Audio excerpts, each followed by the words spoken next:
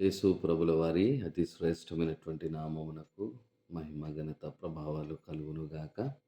ప్రార్థన చేసుకుందాం. మహాగణుడా, స్తోత్రార్హుడా, మీకు వందనాలు. స్తుతి ఘనత మహిమ ప్రభావాలు మీకు చెల్లిస్తూ ఉన్నాం. ఈ సమయంలో మీరు మాతో మాట్లాడండి.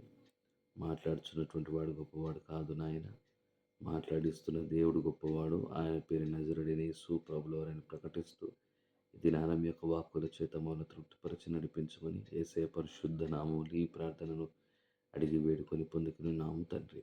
ఆమేన్. మహాగణుడును రక్షకుడైన యేసయ్య పరిశుద్ధ నామమునకు మహిమయు ఘనతయు ప్రభావములు ఆయన పరిశుద్ధ నామమునకే చెల్లునుగాక. మీకు అందరికీ ప్రభు పేరట happy Christmas well in advance అండి. మనం అందరం కూడా క్రిస్మస్ సీజన్లో ఉన్నాము కనుక కొంత డివోషన్ను దేవుని పరిశుద్ధ నామంలో మనము ఈ సమయంలో జ్ఞాపకం చేసుకుందాం. పరిశుద్ధ గ్రంథములో మనం కనుక జ్ఞాపకం చేసుకునగలిగితే దేవుడు ప్రవచనాల ఆధారముగా మనము కనుక చూడగలిగితే ఆయన ప్రవచనాలను నెరవేర్చడానికి పుట్టినటువంటి వాడుగా మనం చూస్తూ ఉన్నాం. పరిశుద్ధ గ్రంథములో యెషయా గ్రంథములో 11వ అధ్యాయం మొదటి వచనంలో ఈ రీతిగా రాయబడుతూ ఉంటుంది. యెషయి మొద్దు నుండి చిగురు పుట్టును, యెషయి మొద్దు నుండి చిగురు పుట్టును అని రాయబడుతూ ఉంటుంది. ఈ దినాన్ని చిన్న వాక్యము ఏ రీతిగా మన జీవితాలలో మనం అవలంబించుకోవాలో ఒకసారి మనం జ్ఞాపకం చేసుకుందాం. పరిశుద్ధ గ్రంథంలో మనం కనుక జ్ఞాపకం చేయగలిగితే ఇజ్రాయేలీలకు మొదటి రాజు అయినటువంటి సౌలు ఆయన యొక్క కాలము తర్వాత సౌలు చేసినటువంటి చెడు కార్యములను బట్టి, అనగా అమాలేకీయులలో ఉన్నటువంటిది ఏది కూడా నీవు ముట్టవద్దు అని దేవుడు ఆజ్ఞాపించిన తర్వాత ఆ ఆజ్ఞకు వ్యతిరేకముగా సౌలు చేసినటువంటి ఆ పనిని బట్టి దేవుడు సౌలును విసర్జించేశాడు. నాకు వద్దు అని అన్నాడు. ఆజ్ఞాతిక్రమము పాపము గనుక, ఆ పాపం వలన వచ్చు జీతము మరణము గనుక, ఆ మరణము కేవలము ప్రాణం విడిస్తేనే కాదండి, దేవుని వద్ద నుండి మనము త్రోసివేయబడితే కూడా, దేవుని సన్నిధానములో నుండి కనుక మనము త్రోసివేయబడితే కూడా అది కూడా మరణమే. కనుక దేవుని సన్నిధానంలో ఉండడం అది జీవం, అది ప్రాణదాయకం, సమస్త కీడు నుండి తప్పించగలిగినటువంటి ఏకైక మర్మం అని ప్రభుపేట మీకు తెలియజేస్తున్నాను. అటువంటి సందర్భములలో సౌలు దేవుని చేత విసర్జించబడ్డాడు.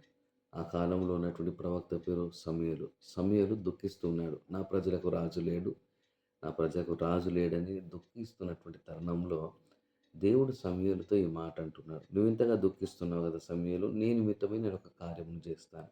ఏం కార్యం చేస్తావయ్యా? నా నిమిత్తము నువ్వు ఏం కార్యం చేస్తావని సమూయేలు అడగగానే వెంటనే అంటున్నటువంటి మాట, నీవు ఒక ఊరికి వెళ్ళు, ఆ ఊరిలో నేను ఒకరిని సిద్ధపరుస్తాను, అక్కడికి నువ్వు వెళ్ళి అతడిని అభిషేకించు. అప్పుడు అతడు అభిషేకించబడినటువంటి వాడై అతడు ఇజ్రాయేలులకు రాజు అవుతాడు. అయ్యా, ఏ ఊరికి వెళ్ళాలని సమూయేలు అడగగానే బెత్లెహేం అనబడుతున్న ఊరికి వెళ్ళు. అక్కడ ఎవరిని కలవాలయ్యా అని అంటే బెత్లెహేమీయుడు అనబడుతున్న యెషయిని కలవమని చెప్తూ ఉంటాడు. వెంటనే సమూయేలు భయపడి అంటాడు, అయ్యా, నేను ఒకవేళ కనుక అక్కడికి వెళ్తే రాజైన సౌలుకు తెలిస్తే నా పరిస్థితి ఏంటి తండ్రి? నేను మరణపు పాలవుతాను కదా, నేను ఇబ్బందుల కొలిమిలో వేయబడతాను కదా, నన్ను చంపివేస్తాడు కదా. అంటే నువ్వు భయపడవలసినటువంటి అవసరం లేదు సమూయేలు, నేను నీకు తోడై ఉంటాను. నువ్వు అక్కడికి వెళ్ళు, ఒక పెయ్యాన్ని తీసుకుని వెళ్ళి బలిని అర్పిస్తానని చెప్పి నువ్వు అక్కడికి వెళ్ళమని చెప్తాడు. అప్పుడు అతడు ఒక పెయ్యాన్ని తీసుకొని వెళ్ళి అక్కడ బలి అర్పించడం వెళ్ళగానే వెళ్తూ ఉండగా ఊరి పెద్దలు అతనికి కలుస్తారు. ఈ మాటను అడుగుతారు. ఏమంటారంటే, సమాధానంగా వస్తున్నావా సమూయేలు, లేక ఏమైనా దేవుని యొక్క ఉగ్రత వార్తను తీసుకొని వస్తున్నావా అని చెప్తూ ఉంటాడు. అనగా ఆ కాలంలో సమూయేలుకు ఉన్నటువంటి గొప్పనైనటువంటి ఆధిక్యత ఏమిటనగా, దేవుడు చెప్పినది చెప్పినట్టుగా చెప్పేటటువంటి వాడు. సమూయేలు చెప్పినది ఖచ్చితంగా జరిగేది, అదే సత్యం, ప్రజలు అదే నమ్మేటటువంటి వారు. అంత ఘనత సమూయేలుకున్నది. ప్రేమైన దేవుని వారలారా, చాలామంది కూడా సమూయేలు వద్దకు వెళ్ళి ప్రార్థన చేయించుకునేటటువంటి వారు. అతడు ప్రవక్త, దేవుని చేత ఏర్పాటు చేయబడినటువంటి ప్రవక్త. ఈ ప్రవక్త వచ్చాడు. వచ్చిన తరువాత అక్కడ ఆ యొక్క ప్రదేశంలో అనగా యెషయి వద్దకు వెళ్ళి, అక్కడికి వెళ్ళి చెప్తున్నటువంటి మాట, "నేనిక్కడికొచ్చాను. మిమ్ములను మీరు శుద్ధీకరించుకొనండి. దేవుడు నాకు ఈ మాట చెప్పాడు." ఏమని మాట చెప్పాడయ్యా? ఇక్కడ నీ ఇంటిలో నుండి ఒకరిని దేవుడు అభిషేకిస్తాడంట. మీరు త్వరగా సిద్ధపడండి. సిద్ధపడి మీరు బలి కొరకు సిద్ధపడండి అని చెప్పగానే వారి కుటుంబంలో ఉన్నటువంటి పెద్దవాళ్ళందరూ కూడా సిద్ధపడతారు. సిద్ధపడగానే వారి కుటుంబంలో నుండి వారు బలినర్పించి సమూయేలు బలినర్పించిన తర్వాత వచ్చిన తర్వాత అభిషేకించడానికి నూనెను అనగా తైలమును, కొమ్మును తీసుకొని వస్తాడు. రాగానే ఆ యొక్క యెషయి సంతోషంతో అనుకుంటాడు. నా యొక్క పెద్ద కుమారుడు ఉన్నాడు గదా! కదండీ! నా పెద్ద కుమారుడు ఏలీయాబు ఉన్నాడు. అతడిని అభిషేకిస్తాడని అందరూ గూడా ఎదురు జూస్తూ ఉంటారు. సమూయేలు అదే రీతిగా యెషయి కుటుంబీకులందరూ గూడా ఎదురు జూస్తూ ఉండగా బలి అర్పించిన తర్వాత అభిషేకించే కార్యక్రమం రాగానే దేవుడు ఒక మాట అంటాడు.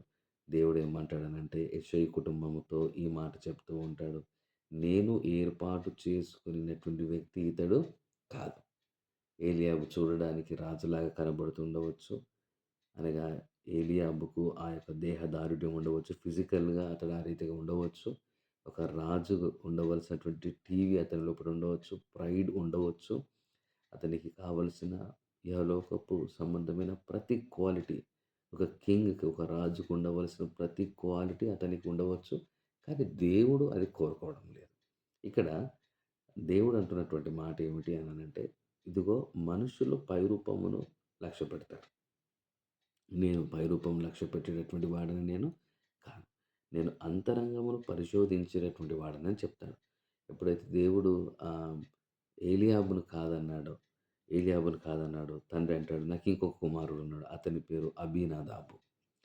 మొదటిగా ఏలీయాబు, ఆ తర్వాత అబీనాదాబు గూడా రాగానే ఆహ్, దేవుని ఆత్మ చెప్తుంది, "ఇతడు గూడా కాదు" అని చెప్తుంది.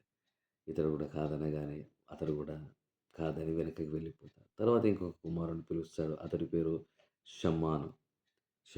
షమ్మానుని గూడా పిలిచిన తర్వాత దేవుని ఆత్మ చెప్తుంది, ఇతనిని కూడా నేను కోరుకొనలేదని చెప్తాడు. ఈ రీతిగా యెషయికి ఉన్నటువంటి 8 మంది కుమారులలో 7 కుమారులను పిలిచి ఈ మాటను రాజుగా ప్రకటించాలని, అభిషేకించబడాలని తండ్రిగా అతడు ఎంతగానో ఆశపడుతూ ఉన్నటువంటి సమయంలో ఈ 7 పిలిచిన తర్వాత గూడా ఈ 7 పిలవగానే అంటున్నటువంటి మాట ఏమిటంటే, దేవుడు వీరిని కోరుకొనలేదు. మరెవరిని కోరుకున్నాడు? ఉన్నటువంటి 7 ఇక్కడే ఉన్నారు. అప్పుడు ప్రవక్త అయినటువంటి సమూయేలు అడుగుతాడు, యెషయి, నీకింతమంది కుమారులున్నారా? ఇంకెవరైనా ఉన్నారా? Do you have any other sons? ఇంకెవరున్నారట అంటాడు కదా! ఒకడున్నాడు చిన్నవాడు. ఎక్కడున్నాడు? అందరూ ఇంట్లో ఉన్నప్పుడు చిన్నవాడు కదా అని మేమే గొర్రెలనిచ్చి ఆ రీతిగా పంపించాం. అతన్ని పంపించమని చెప్తాడు. జ్ఞాపకం చేసుకోనండి. తండ్రి అనబడుతున్నటువంటి యెషయి సహోదరులు, తనకున్నటువంటి సంతానము, తన కుటుంబం అంతా కూడా వారు సిద్ధపడి బలి అర్పించినటువంటి వారు. అయినను దేవుడు వారిని కోరుకొనలేదు. ఇప్పుడు అరణ్యము నుండి వస్తున్నటువంటి ఒకడు, గొర్రెల కాపరిగున్నటువంటి ఒకడు తనను తాను శుద్ధీకరించుకొనలేదు. తనను తాను పవిత్రపరచుకొనలేదు. కనీసము బలి అయినను అర్పించలేదు. కానీ అతడు వస్తూ ఉండగా దేవుని ఆత్మ ఈ రీతిగా చెప్తుంది. ఈ వాక్యమును నేను చదువుతూ ఉన్నాను. 16వ అధ్యాయము మొదటి సమూయేలు గ్రంథం 16వ అధ్యాయము 12వ వచనంలో రాయబడినటువంటి మాట. నేను కోరుకొన్నవాడు ఇతడే, నీవు లేచి వాణ్ణి అభిషేకించుమని యెహోవా సెలవీయగా. సమూయేలుతో దేవుడు అంటున్నటువంటి మాట, నేను కోరుకొనినటువంటి వాడు ఇతడే. ఎవరితడు? ఇతడు ఏ రీతిగా కనబడుతున్నాడు? ఇతడు ఎక్కడి నుండి వస్తున్నాడు? కొండపై నుండి దిగుతున్నాడు. కొండపై నుండి దిగుతూ ఉన్నప్పుడు గొర్రెలను కాచుకున్నటువంటి వాని యొక్క శరీరం ఏ రీతిగా ఉంటుంది? పవిత్రపరచుకొనలేదు. సరైనటువంటి దుస్తులు లేవు. రాజుగా కనబడడం లేదు.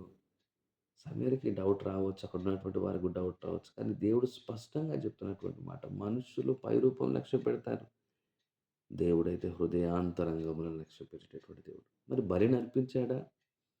వీరందరూ కూడా ఉన్నటువంటి పెయ్యను అర్పించారు. అంటే అక్కడ ఉన్నటువంటి ఒక జంతువుని అర్పించారు. కానీ వస్తూ ఉన్నటువంటి ఈ చిన్నవాడైన దావీదు తనను తానే దేవునికి ఒక బలిగా అర్పించుకుంటూ ఉన్నాడు. ఆమెన్. తనకు తానుగానే స్తుతి నైవేద్యం అనబడుతున్న బలిని ప్రతినిత్యం అర్పిస్తూ ఉన్నాడు. పాటలను అర్పిస్తూ ఉన్నాడు. ఆరాధనను అర్పిస్తూ ఉన్నాడు. తనను తానుగానే ఒక స్తుతి యాగముగా దేవుని కొరకు బలిని అర్పిస్తున్నటువంటి వాడే ఉన్నాడు. దేవుడు అంటున్నటువంటి మాట, నాకు కావాల్సింది ఇటువంటి వాడే కావాలి. ఎప్పుడో ఒకప్పుడు ఏదో సమయం ఉంది కదా అని ఆరాధన చేసేటటువంటి వాడు కాదు. సమయం ఉంది కదా అని బైబిల్ చదివేటటువంటి వారు కాదు. సమయం ఉంది కదా చర్చికి వెళ్ళేటటువంటి వారు కాదు.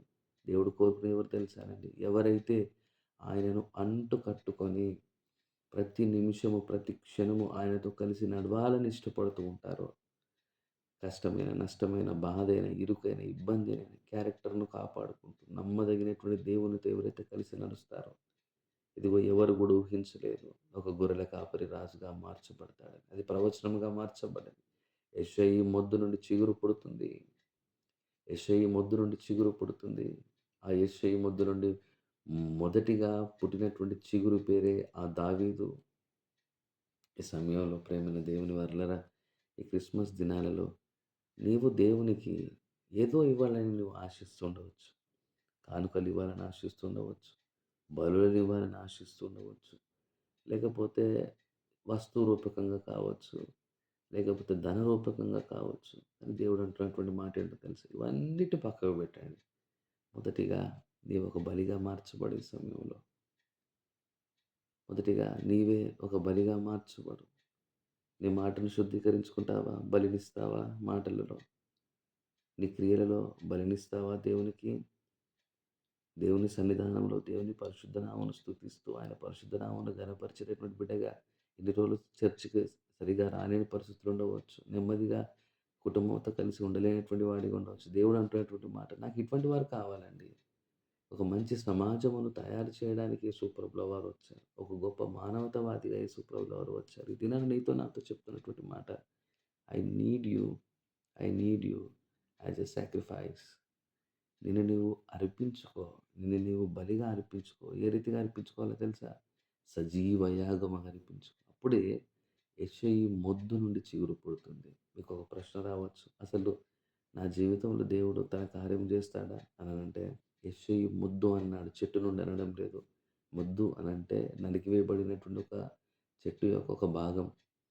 అది భూమికి గాని, దేనికి గాని సంబంధం లేనటువంటిది. అందులో నుండి చిగురు పుట్టదండి. కానీ దేవుడు అంటున్నటువంటి మాట, ఎండినటువంటి జీవితాలలో నుండి, అది చిగురింపలేని స్థితిలో నుండి చిగురింపజేయగలిగిన శక్తి కలిగిన దేవుడు మనకున్నాడు. నిరుత్సాహపడవద్దు, దిగులు పడవద్దు, బాధపడవద్దు. ఎవరు కూడా ఎన్నిక చేయనటువంటి దావీదును దేవుడు ఏర్పాటు చేసుకున్నాడు. నేను కోరుకొనినటువంటి వాడితడే అంటున్నాడండి. నేను కోరుకొనినది ఈమెనే అని దేవుడు అంటున్నాడు. ఈ దినాన దేవుని కొరకు నేను నిలబడగలిగితే ఎందుకు క్రిస్మస్ పండుగ మనలోనికి రాదు. ఎండిన జీవితాలలో గొప్పనైనటువంటి ఫలములను దయచేయగలిగినటువంటి దేవుడు నీకు నాకున్నాడు. ఇది నాన్న పరిశుద్ధ గ్రంథం చెప్తున్నటువంటి మాట. ఆ దినాన దావీదు నమ్మిన దేవుని ఈ దినాన నీవు కూడా నమ్ముతున్నావు. నీ కొరకు కూడా ఒక దైవజనుడు వస్తాడు నిన్ను అభిషేకించడానికి. దేవుని కొరకు వాడబడానికి సిద్ధంగా ఉన్నావా? దేవుని ఆరాధించు. క్రమముగా లేకపోతే క్రమపరుచుకుందాం. దేవుని పరిశుద్ధ నామమును స్తుతిస్తాం. ఆయన కొరకు జీవించడానికి సంసిద్ధమవుదాం.